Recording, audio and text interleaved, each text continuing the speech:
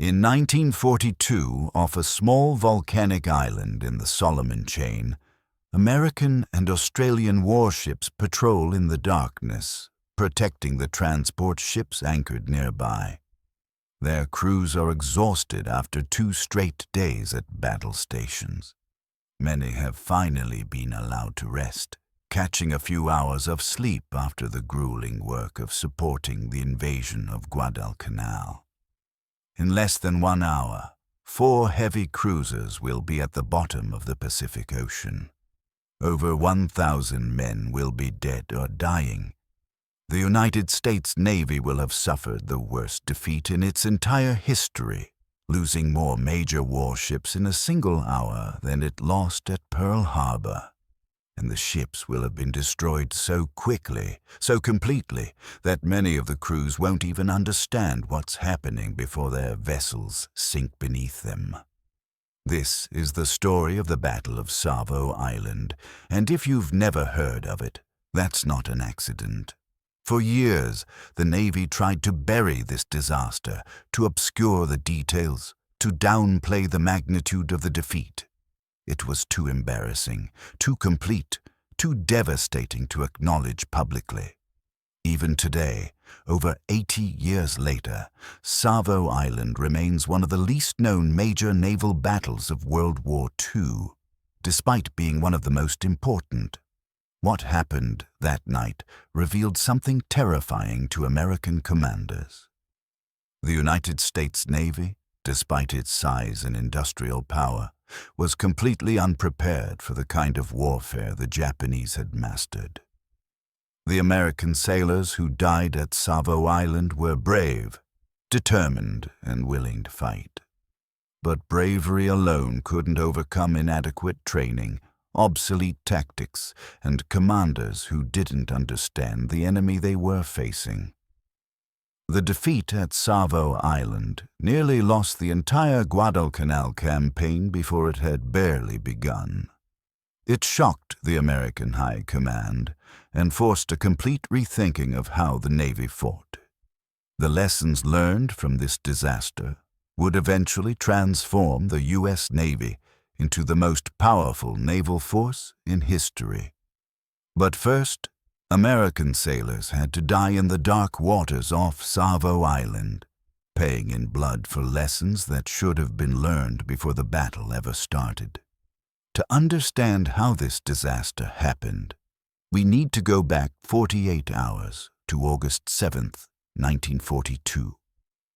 On that morning, the United States launched its first major offensive operation of the Pacific War.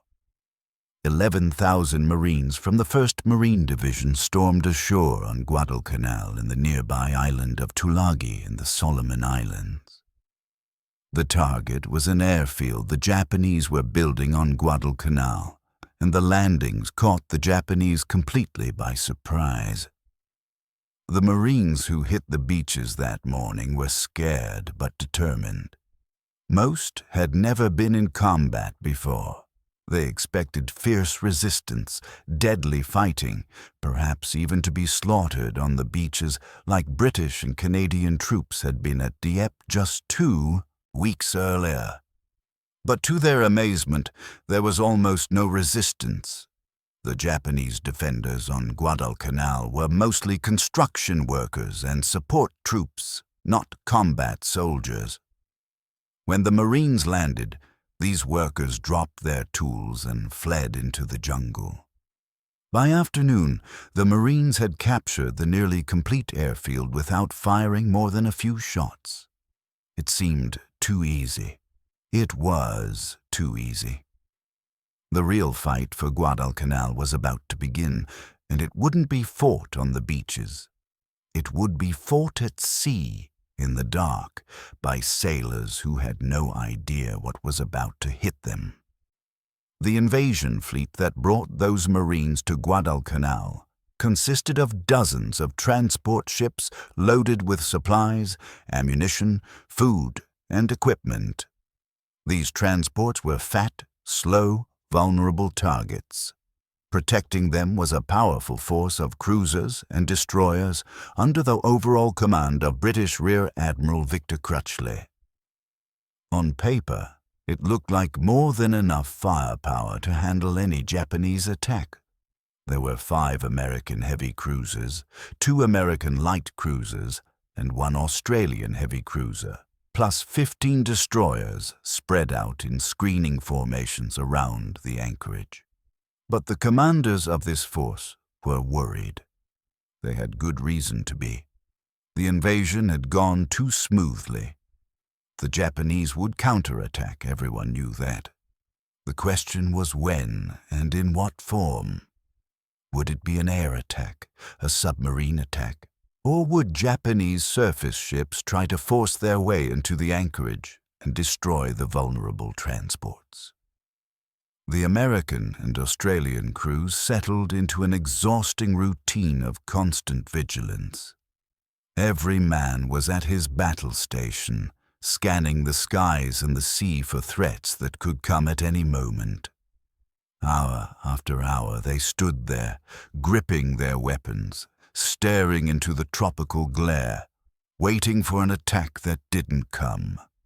By the evening of August 8th, after 2 full days of this, the men were physically and mentally exhausted. They needed rest desperately, but the danger hadn't passed. The transports were still anchored off Guadalcanal, still vulnerable, still needing protection. While the Americans were settling in for what they thought would be a long campaign of attrition, the Japanese were already moving to destroy them. At Rabaul, the major Japanese naval base 600 miles to the northwest, Vice Admiral Gunichi Mikawa received word of the American invasion within hours of the first landings. His response was immediate and aggressive. He would take every combat ship he could gather, steam straight down through the Solomon Islands, and attack the American fleet at night when Japanese superiority in night combat would give him the advantage. Within 24 hours of the American landing, Mikawa had assembled a strike force of 7 cruisers and 1 destroyer. It wasn't a huge force, but it was fast, well-trained, and commanded by officers who understood exactly what they were doing.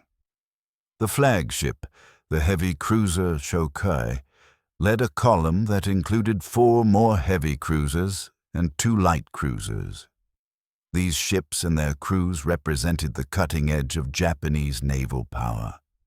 They had trained for years in night combat tactics. They had the best torpedoes in the world. They had powerful searchlights and excellent optical equipment for fighting in darkness. Most importantly, they had commanders who were aggressive, confident, and willing to take risks. Mikawa's plan was audacious to the point of recklessness. He would steam his ships in broad daylight, through waters where American aircraft could spot them. He would approach Guadalcanal through narrow channels between islands where he could be easily ambushed. He would attack at night against a force that outnumbered him in waters he had never fought in before, with no support and no backup plan. If anything went wrong, his entire force could be destroyed. But Mikawa was counting on several factors to make his plan work. First, he knew the Americans were inexperienced in night combat. Second, he knew his own crews were superbly trained and equipped for exactly this kind of fight. Third, he was betting that the Americans would be focused on defending against air attack rather than preparing for a surface engagement.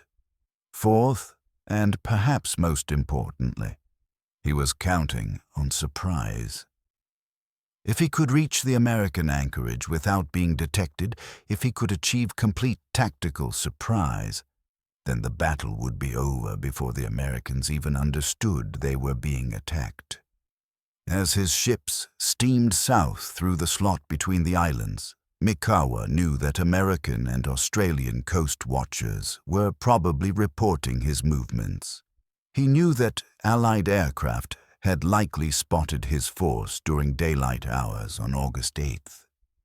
But he also knew that the information those observers were sending back could be misinterpreted. The Americans might think he was bringing reinforcements to Guadalcanal. They might think he was positioning for an air attack. They might not realize until too late that he was coming for a night surface action. He was right. The Americans received reports of Japanese ships moving south, but they interpreted this information through the lens of what they expected. They expected air attacks. They expected submarine attacks. They expected the Japanese to be cautious and defensive. The idea that a Japanese admiral would steam straight at them for a night surface engagement seemed too aggressive, too risky. So when Mikawa's ships were spotted during the day on August 8th, American intelligence officers convinced themselves that this was an air attack force, not a surface combat force. The warning signs were there, but they were ignored or misunderstood. The daylight hours of August 8th should have been spent preparing for the attack that was coming. Instead, they were spent making a series of decisions that would prove catastrophic. The first disaster was a conference call between the senior commanders. Vice Admiral Frank Jack Fletcher, commanding the aircraft carriers that were providing air cover for the invasion, announced that he was withdrawing his carriers from the area. He cited concerns about fuel and the threat of Japanese air attacks. Without those carriers, the invasion force would lose its air cover, making the transports and their screening cruisers far more vulnerable. Rear Admiral Richmond Kelly Turner, commanding the transport force, was understandably alarmed by this decision. Without carrier air cover, his transports were sitting ducks. He made the difficult decision to withdraw the transports the following day, even though they hadn't finished unloading all the supplies and equipment the Marines needed. It was better to pull the ships out while they could still escape than to risk losing everything to a Japanese attack. This meant the cruiser force would need to provide protection for one more night while the final unloading took place. Then the transport would leave, and the Marines on Guadalcanal would be on their own with whatever supplies had been landed. It was far from ideal, but Turner didn't see any other choice. To discuss these plans, Turner called a conference aboard his flagship and invited Rear Admiral Crutchley, the British officer commanding the screening cruisers. This is where the second disaster occurred. To attend this conference, Crutchley took his flagship, the Australian heavy cruiser Australia, out of the screening formation and sailed several miles away. This left the Southern screening force without its commander and without its most powerful ship at exactly the moment when they were most needed. Command of the Southern force fell to Captain Howard Bode of the heavy cruiser Chicago, but nobody properly informed Bode that he was now in tactical command. He thought he was just in charge of his own ship. He didn't realize he was supposed to be commanding the entire Southern group. This confusion would prove fatal when the Japanese appeared. Without clear leadership and without understanding his responsibilities, Bode would fail to coordinate his ship's response to the attack. Meanwhile, the crews of the screening cruisers were reaching the breaking point of exhaustion. They had been at battle stations for 2 straight days with almost no rest. Men were falling asleep at their posts. Officers were making decisions while too tired to think clearly. Something had to give. The commanders made the decision to reduce the alert status from Condition 1, which meant every man at his battle station, to Condition 2, which allowed half the crew to rest, while the other half remained on watch. It was a reasonable decision given the circumstances. The men desperately needed rest, but it meant that when the Japanese attacked, only half the crew on each ship would be at their posts. The other half would be asleep below decks, and many of them would die there, trapped when their ships were hit before they could even reach their battle stations. As darkness fell on August 8th, the stage was set for catastrophe. The Japanese strike force was approaching from the northwest, steaming at high speed, all crews at full battle readiness. The American and Australian cruisers were divided into 3 separate groups with no effective coordination between them. The radar picket destroyers that were supposed to provide early warning were positioned poorly, and their crews didn't fully understand how to use their radar equipment. The crews were exhausted. The commanding admiral wasn't with his ships, and nobody was expecting a night surface engagement. Everything that could go wrong had gone wrong, and the battle hadn't even started yet. At 1:03 in the morning on August 9th, lookouts aboard the Japanese flagship Shokai spotted something in the darkness ahead. It was the destroyer USS Blue, one of the 2 radar pickets stationed west of Savo Island to provide early warning of exactly this kind of approach. The Japanese ships were so close they could see Blue's silhouette against the cloudy sky. They could see the destroyer's wake. They were close enough that if Blue's crew had been alert, if her radar had been operating properly, if her lookouts had been scanning in the right direction, the Japanese force would have been spotted and the American cruisers would have received 20 to 30 minutes of warning. But Blue saw nothing.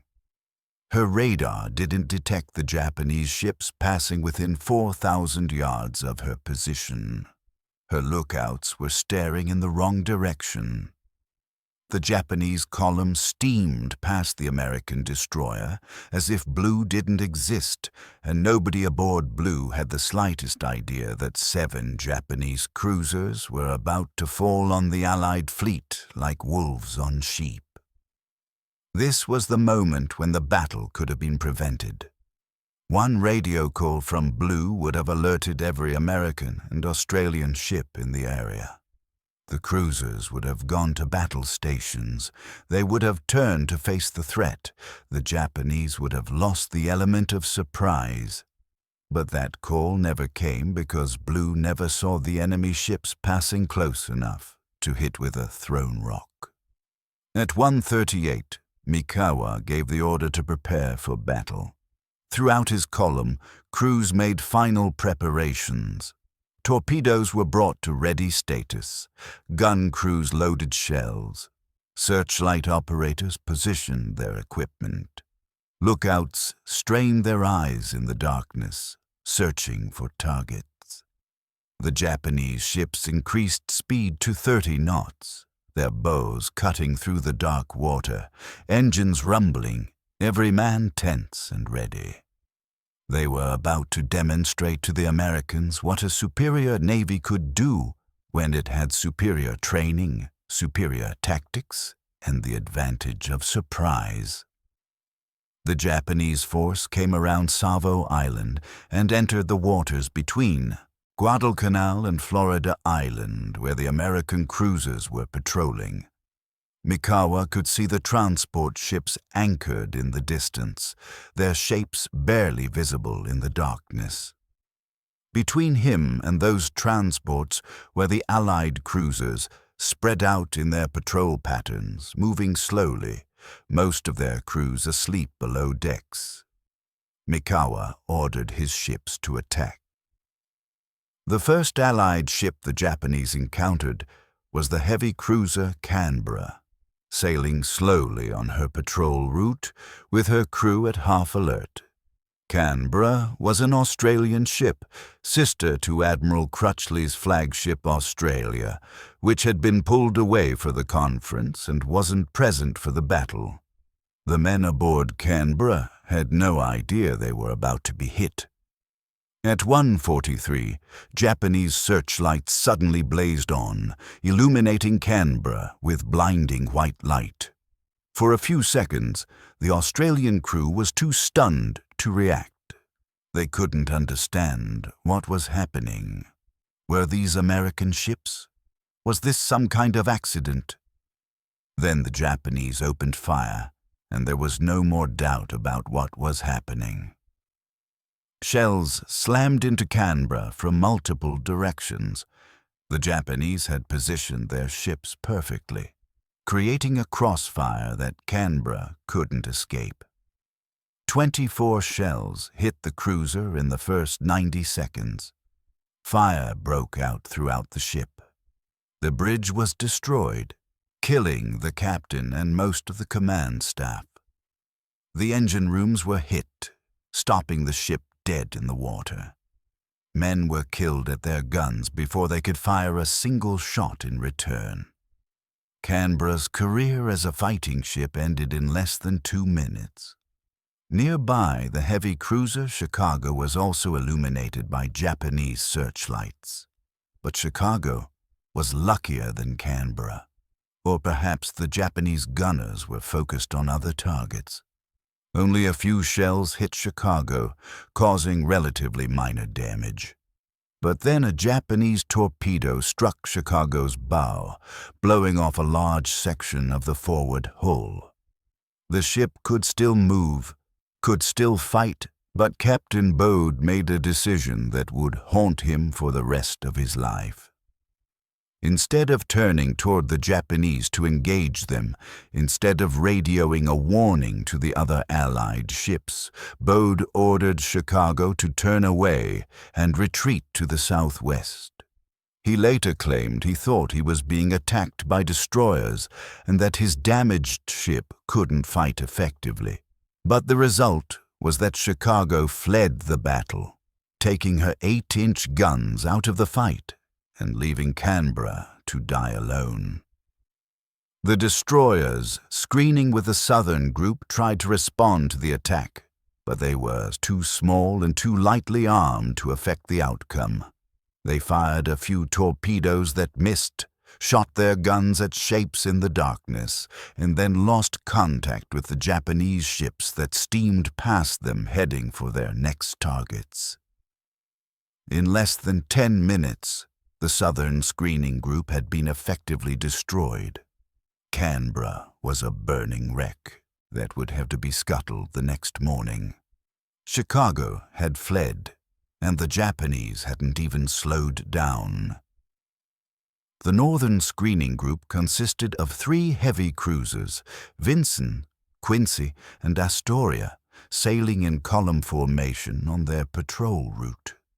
The crews were even less alert than those on the southern ships because nobody had warned them that an attack was underway.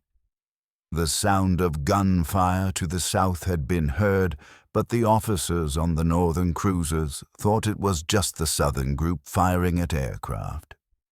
This was exactly the kind of confusion that happened when you had divided forces with poor communication, and it was about to get a lot of men killed. At 1:44, just 1 minute after the southern attack began, Japanese searchlights illuminated Vincennes. The American cruiser had been sailing with her guns still in their travel locks, not even ready to fire. The crew was so unprepared that when the searchlights hit them, officers actually thought the lights were from American ships and tried to signal recognition codes. They died still believing these might be friendly forces. The Japanese opened fire, and Vincennes was engulfed in shells. The first salvo destroyed the bridge, killing the captain and most of the command staff. Subsequent salvos destroyed gun turrets, started fires, and penetrated deep into the ship's vitals. Vincennes managed to get a few shots off in return, firing blindly at searchlight beams in the darkness, but the American gunners had no fire control, no targeting solution, no idea where their shells were going. They were firing blind while being systematically destroyed by an enemy who could see them perfectly. Quincy was hit next, caught the same way, illuminated and pounded before she could properly respond. The cruiser's executive officer, watching shells tear his ship apart, reportedly said, "We're going through this once. Might as well go through it right." The American gunners fought back with desperate courage, manning their weapons while the ship burned around them. Quincy managed to score one of the few Allied hits of the battle, putting a shell into the Japanese cruiser Chokai's operations room and killing several officers. But one hit couldn't save Quincy. Japanese shells and torpedoes destroyed her. At 2:38 in the morning, less than an hour after the battle began, Quincy rolled over and sank, taking down 370 men, including her captain. Astoria fought the longest of the three northern cruisers, managing to return fire with some effect. The crew fought their ship with tremendous courage, containing fires, repairing damage, keeping guns firing even as shells tore the ship apart. For a while, it looked like Astoria might survive, but the damage was too extensive. Fires couldn't be contained. Flooding couldn't be stopped. At noon on August 9th, 12 hours after being hit, Astoria sank. Vincennes went down at 2:50 in the morning, just over an hour after being hit. Of the ship's crew of 1,068 men, 332 were killed or missing. The captain, who had survived the initial attack on the bridge, went down with his ship, last seen standing on the steeply slanting deck as water rose around him. In 18 minutes of combat, 3 American heavy cruisers had been destroyed.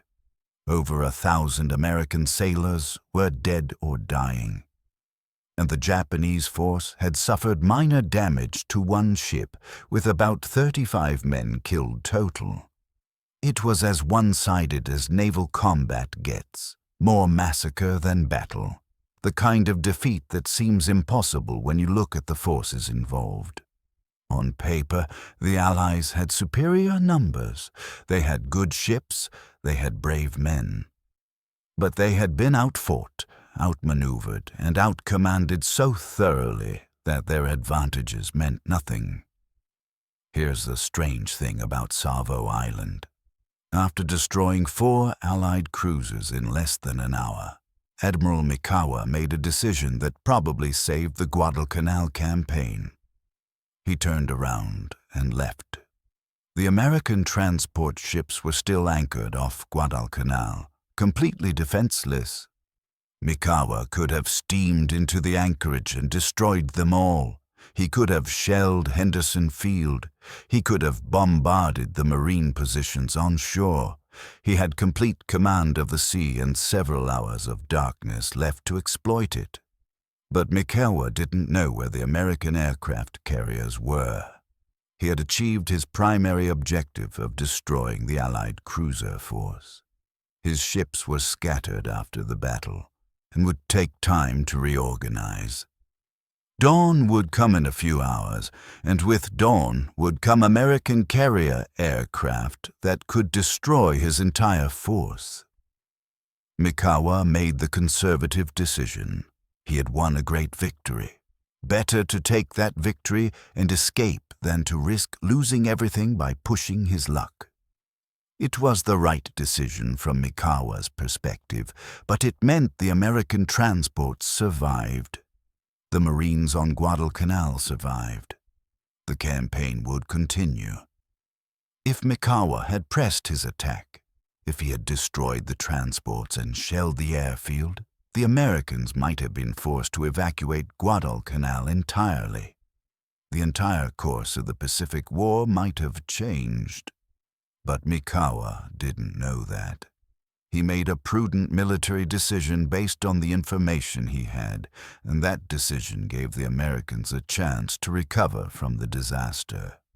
The Japanese force steamed back up through the slot between the islands, heading for Rabaul. On the way, one of the cruisers, Kako, was torpedoed and sunk by the American submarine S-44. It was small consolation for the Americans, but at least one Japanese ship wouldn't make it home. The rest of Mikawa's force reached Rabaul safely. They had won one of the most complete naval victories in modern history. When the sun rose on August 9th, the full magnitude of the disaster became clear. 4 heavy cruisers were gone.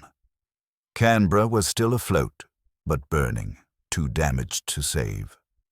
She would be scuttled that morning by American destroyers.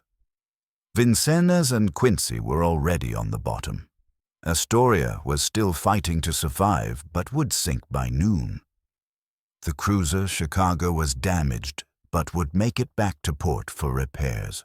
Over 1,000 Allied sailors were dead. Another 700 were wounded. Rescue operations continued throughout the day as destroyers and small craft pulled survivors from the water. Many men had been killed instantly when shells destroyed their duty stations. Others had drowned when their ships sank faster than they could abandon them. Still others had been burned in fires that swept through the ships or had been trapped below decks when watertight doors were sealed to contain flooding. The stories the survivors told were horrific. Ships destroyed so quickly that crews didn't have time to fight back. Sailors trapped in flooded compartments, pounding on hatches that couldn't be opened. Men in the water watching their ships go down, seeing friends disappear beneath the waves. The Japanese had lost 1 cruiser and about 35 men total. In terms of exchange rate, it was catastrophic. 4 Allied cruisers for 1 Japanese cruiser, over 1,000 Allied deaths for 35 Japanese. More tonnage lost in 1 hour than the U.S. Navy had lost in any single battle in its history. It was worse than Pearl Harbor, worse than any engagement in the Atlantic, worse than anything anyone had imagined possible. And the worst part, it could have been prevented. The Japanese force had been spotted during daylight on August 8th. The radar picket destroyers should have detected the approaching ships. The southern group should have sounded the alarm when they were attacked. The northern group should have been at full alert. Every point where the disaster could have been prevented, someone had failed. Equipment had failed, training had failed, communication had failed, leadership had failed. The U.S. Navy had been tested in night combat against the Imperial Japanese Navy, and it had failed completely. News of the disaster reached Washington within days. Admiral Ernest King, Chief of Naval Operations, was stunned. The full report made clear that this wasn't just bad luck or superior Japanese numbers. This was a failure at every level. The Navy had been caught unprepared, outthought, and outfought. King ordered a complete investigation into what had happened and why. The investigation revealed a damning list of failures. The radar picket destroyers had been positioned poorly, and their crews hadn't properly used their equipment. The screening forces had been divided with inadequate coordination. The overall commander, Admiral Crutchley, hadn't been with his ships at the critical moment. Captain Bode of the Chicago had fled instead of fighting, and had failed to warn the northern group that they were under attack. The crews had been exhausted and underprepared. The Navy had no effective doctrine for night surface combat. The list went on and on. The Navy's response was to classify most of the details and downplay the disaster publicly. The official announcement said that cruisers had been lost in action near Guadalcanal, but gave few details. The full extent of the defeat wasn't made public for years. Officers who had survived the battle and tried to talk about what happened were told to keep quiet. The Navy wanted to control the narrative, to prevent panic, and to avoid giving the Japanese propaganda material, but mainly, the Navy was embarrassed. This defeat was too complete, too one-sided, too obviously the result of American failures to be acknowledged publicly. Captain Bode, who had commanded the Chicago and made the decision to retreat instead of fight, was singled out for blame. He was relieved of command and faced an investigation into his conduct. The strain was too much. On April 19, 1943, Bode committed suicide. He left a note saying he couldn't live with the disgrace. He had made a bad decision in the heat of battle, and it had cost him everything. He was a scapegoat for a disaster that involved failures at every level of command, but he paid the ultimate price. Admiral Crutchley was also criticized for leaving his screening force to attend the conference on Turner's flagship, but he was a British officer, and the Americans couldn't punish him without creating an international incident.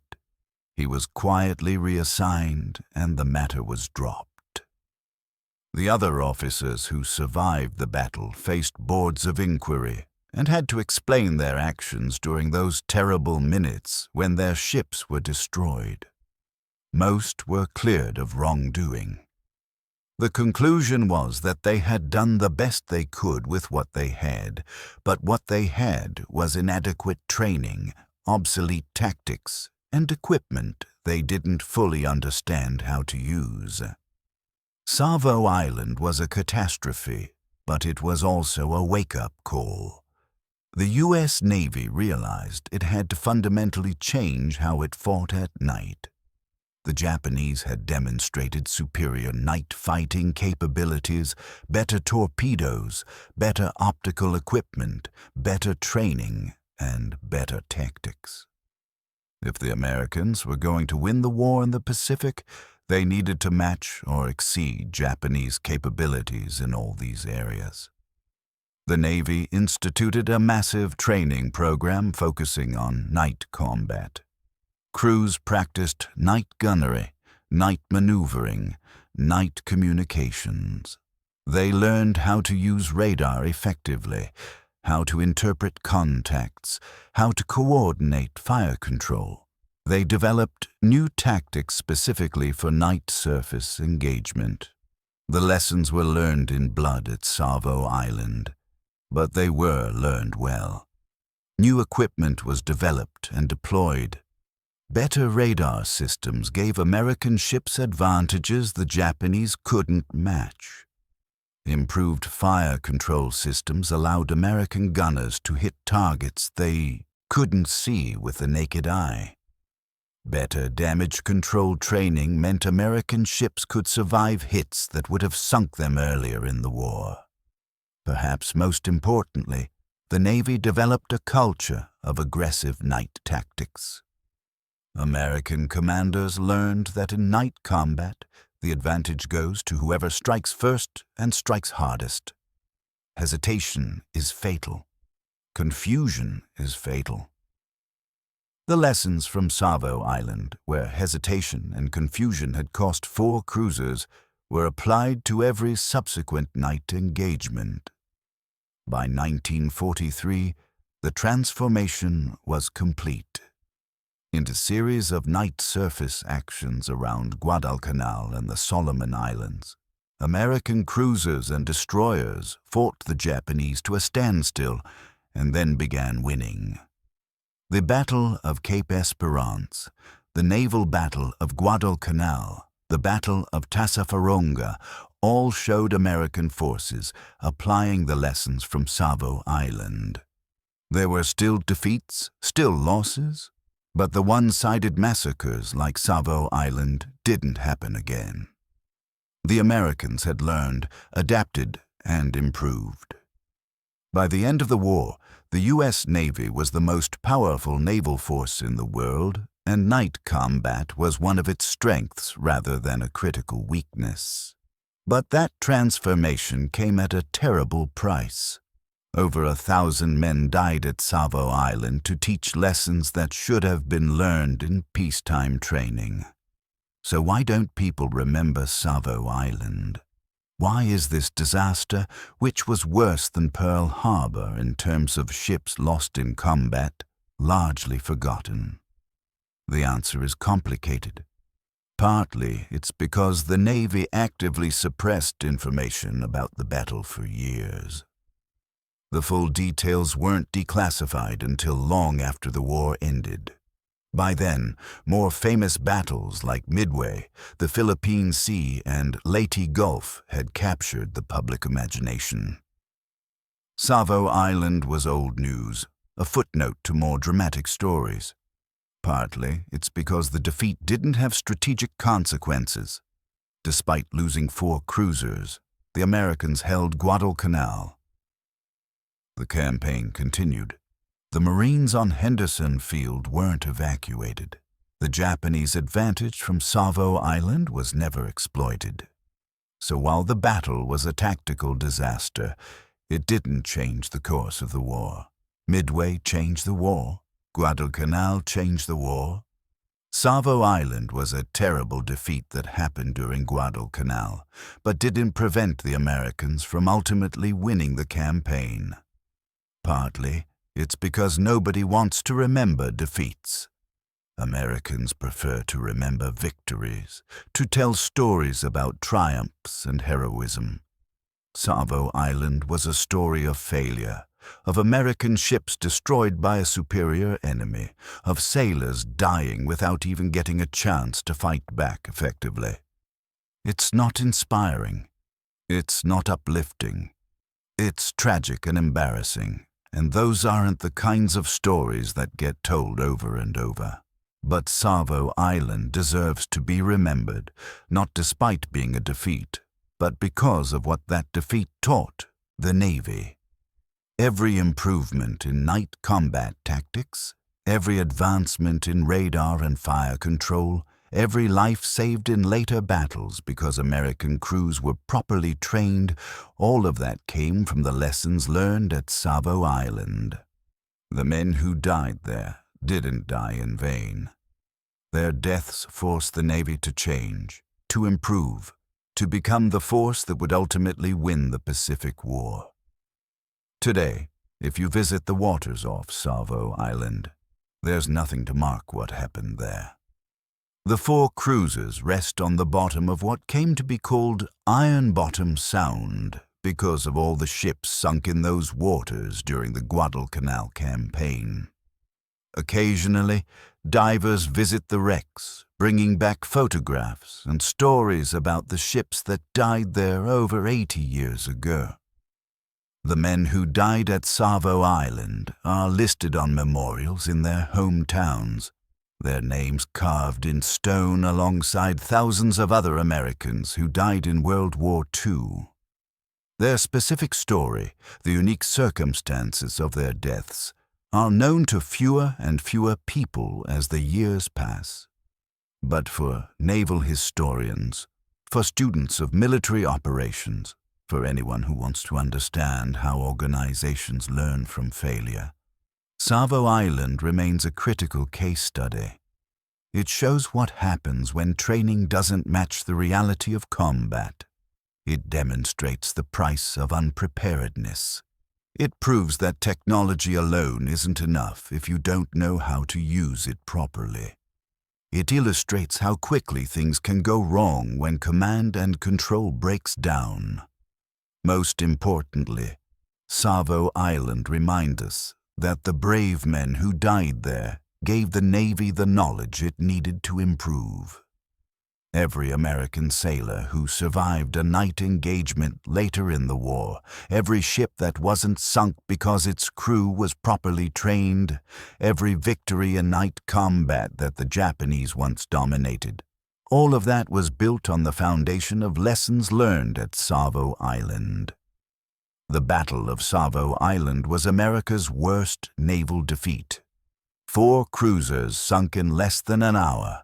Over 1,000 men killed.